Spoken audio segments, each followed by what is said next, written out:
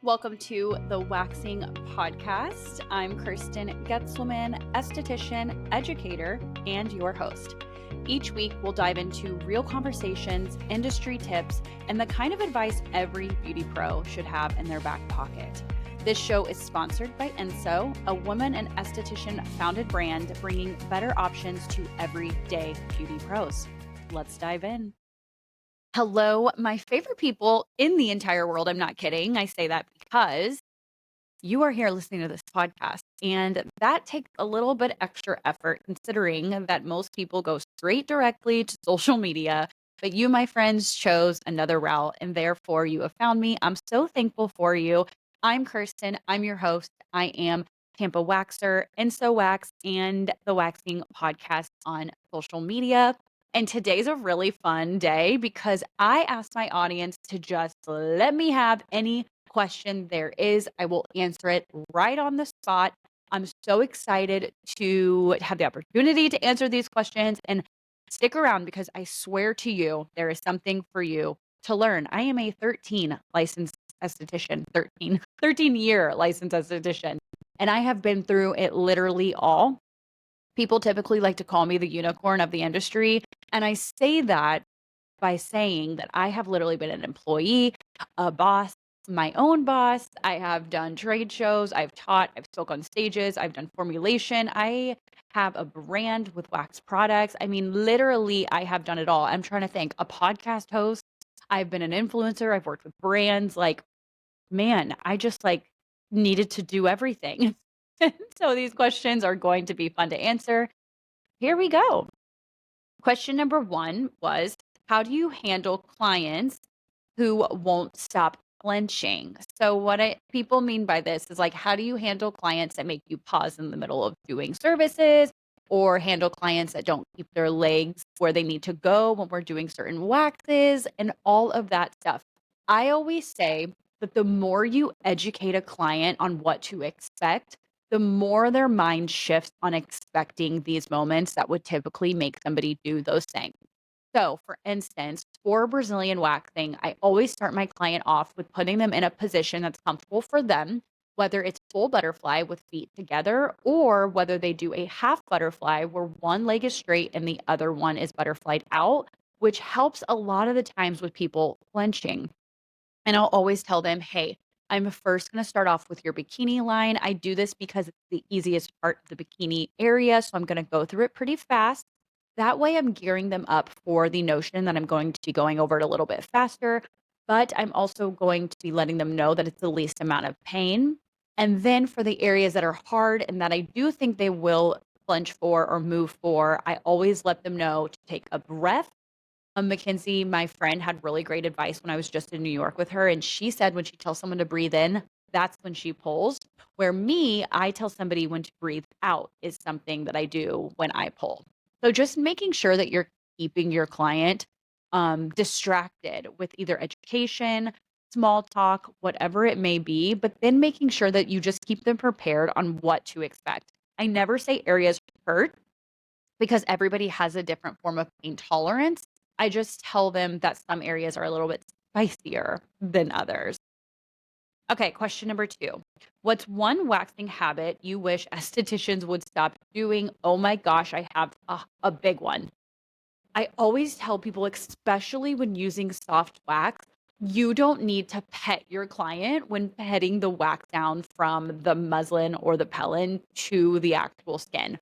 One firm press is all you need in order for that pellin or that muslin to adhere to the wax to the skin. One firm. I get so mad when people are like petting back and forth really fast. It like drives me nuts. Another one that I hate is when people wax and then they use that muslin or pellin strip to keep getting all the residue off of the skin, which is sticky, and they'll just pat, pat, pat, pat, like trying to get it all off. And I'm like, stop. Like either do one full pass again to get all of those up, or simply take oil and just get off the excess. Oh my gosh, I literally hate when people do that. I hate it. I say it in almost every training. I'm like, if I can just leave with 100 of these people not doing that, I feel like in some way I'm saving all of these clients. Okay.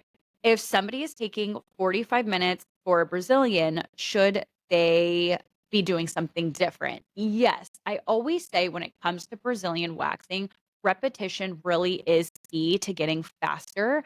But some things that you can do right away is number one, I always tell people your bikini line is the area in which you save the most time in. The reason why is because it's four flat surfaces if you're using soft wax. Some people do script if they're using hard wax.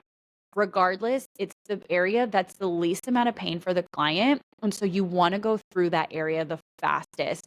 Using that alone, that can save you up to 5 minutes on your Brazilian time. So just verbalizing with the client, like I just said before, "Hey, I'm gonna go over this area really fast. It's the least amount of pain, and it also gives us enough time to focus on those spicier areas where we're gonna need a little bit more time." That way, you're letting your client know that it's only fast right now. It won't be like that for the whole service, but then it's giving you the ability to open up some more space in your appointment time to focus on harder areas. The bikini line is always what sets people back. Another thing is making sure your room is set up for success. Don't walk yourself over across the room to get waxed, but make sure it's right next to you with all of your other belongings so that you're able to just turn and go. And then learning how to wax, talk, and walk all at the same time. So, really, how you get good at this is by creating a script for your clients, especially if they're new, that is something that you can memorize and do in your sleep. It's kind of like riding a bike. Using that is how you're able to just kind of go off script, make sure that you are still walking, talking, doing, but not pausing. That's a really big one that I noticed in the treatment room. Next question. Wow, we're gonna rapid fire these guys. This episode's gonna be short because I'm just gonna bam, bam, bam. Okay, number 4.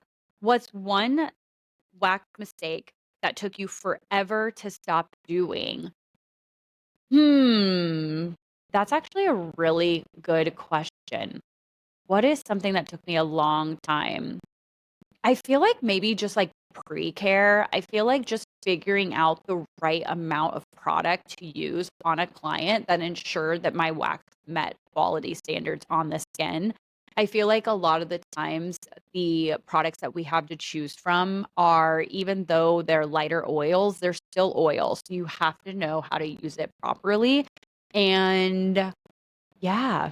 I think that was, like, one of the hard things that took me the longest is just, like, perfecting what that felt like and looked like and activated like on the skin. Number 5, do you wax your own Brazilian? Yes and no. I have been waxing my own Brazilian for quite some time, but if I'm ever in a pinch, one of my favorite things to do and something that I recommend everybody doing is going to like a local place nearby so that you can see and feel other people's technique. So yes, I do my own Brazilians. Yes, it's sloppy. Yes, it's crazy. And yes, I don't recommend for people that don't know how to do it like my clients.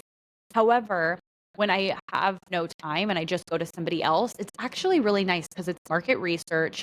I either really hate the experience, but it reminds me on what not to do in my treatment room, or I really like the experience that I had and it reminds me to like step up my game and maybe try something out of the box or new like that person did for me. I always say there's always a great motivation in getting waxes done by other people. It's where I've learned some of my biggest pet peeves, and it's also where I've learned my, biggest takeaways and what to move forward with. Question 6. How do you handle clients who no-show and try rebooking right away? I feel like I'm in a much different place right now with that than I think a lot of people. So, it's really hard for me to give advice on that on a personal level, but maybe I'll do both. So right now, if a client no shows or if a client, cancels last minute, but they're willing to get right back on my schedule either for the same day or the same week, I'm very forgiving in that way, but I also want to tell people that like all of my clients have been my clients for many, many, many years, and I've basically weeded out all of the ones that have ever really done that consistently that have made me enforce boundaries in the first place. As somebody who's starting a new business, policies and boundaries do matter. So make sure you know exactly how you want to handle those and, make sure, and I swear with ChatGPT on our side these days, like there's always a nice way to enforce your policy, right? But I always say be okay with being mendable because at the end of the day, like I do think there are some clients that typically like, and I would say like are good clients, and just know when to like vet those out. Know when your client's a good client and made a mistake, and know when somebody does not take your time serious. And just, do whatever feels right for your business. Money matters, your boundaries matter, and make sure you stick with whatever gun you decide to load. Okay. Number 7. What's your current favorite post-wax product? My favorite post-wax product depends on, I guess, what I'm using. Right now, I really like an oil that just does multi-beneficial things. And yeah, one of my favorite products right now is something I can't say. Next question. Here's the thing. A lot of wax brands load up their formulas with fuzzy ingredients for the marketing label. Think lavender, zinc, acai, matcha, 24 karat gold, unicorn dust, you name it. But half of it doesn't do anything once it hits the skin, and the real performance suffers. At Enso, we don't chase trends, we chase results. Our waxes are made with high quality, functional ingredients that actually support the skin and help you work efficiently. No gimmicks, no fillers, just wax that melts beautifully, spreads like butter, and is a wax that your clients notice. If you've ever felt like your wax wasn't quite delivering, it might be time to stop buying the buzzword and start choosing performance. Use code TWP10 for 10% off your first order, and I'm going to drop a link down below for you to come hang out in the completely free Enso community channel. It's where estheticians are having real conversations, and you're learning about Enso before anybody else. No, it's not your next Facebook group.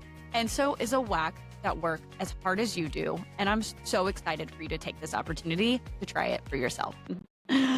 Okay, question 8. Is there ever a client situation that makes you nervous? Wait, is there ever a client situation that still makes you nervous? Yeah. I mean, I feel like in our industry, it's inevitable not to have stories.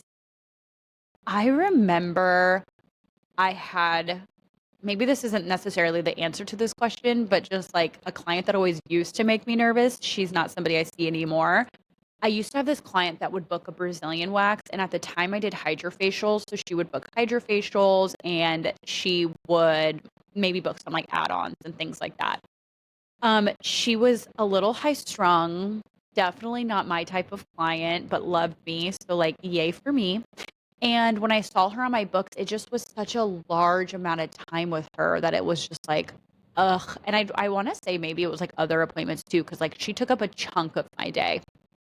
And she always just brought this, like, really crazy, terrible energy in to the room, and a lot of the times she was, like, bitching and moaning about things that were so first world problems, but, like, I validated them for her because, like, at the end of the day, like, that's, our job.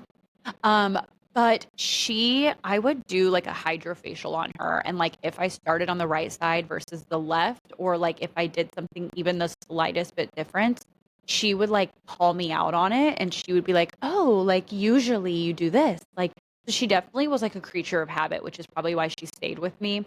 Not to say that you shouldn't like follow a protocol, but if, especially for like waxing and stuff, I'm like, sometimes like we just need to do different things to do different things, just like facials. Sometimes you need a little bit different of something in order to fix your skin for that month rather than the month before.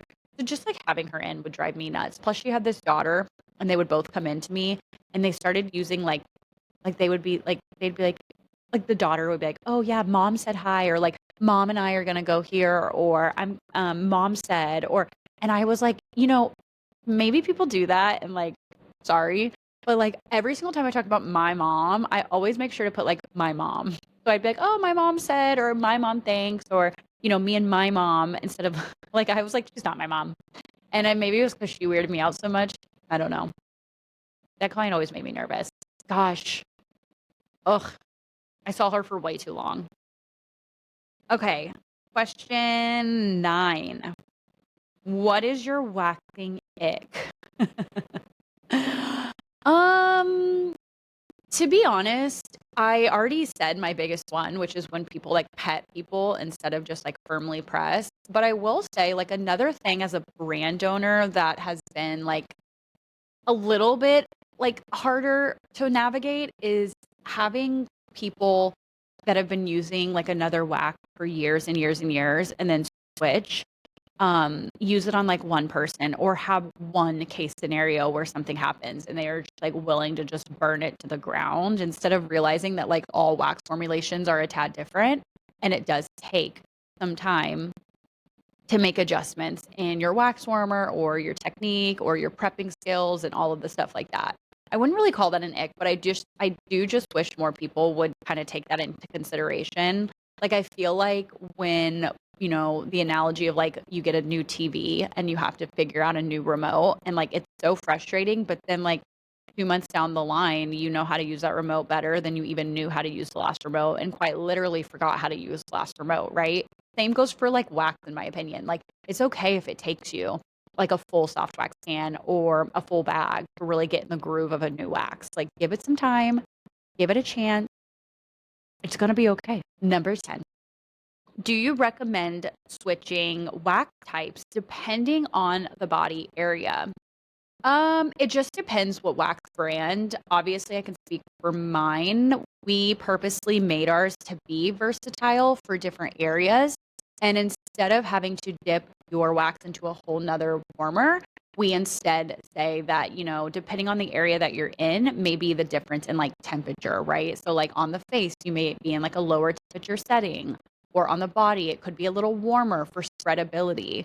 But all of those temperatures don't equate into like it burning the skin, right? Like keep in mind things should look a certain consistency. Like please don't turn it up to 105 Celsius and be like, well, Kirsten said to turn it up. It's like, no, I said that definitely adjustments can change the body area that you use it in.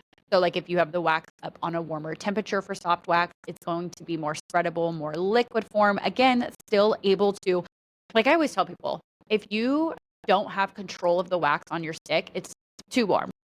If you can control the wax on the stick, it's okay if it's a little bit runny, because if it's runny, and I don't mean running down the stick, I mean still controlled but runny, you are able to spread a thinner line or a thinner strip onto your client, which is really good for larger areas. So temperature matters. Versatile wax does not. I think that you should be able to perform all services using just a couple of really great staples. And I mean like a couple as in like one or two soft, one or two hard. Number 11, what do you say to a client or clients that clearly are not using aftercare, more so exfoliating?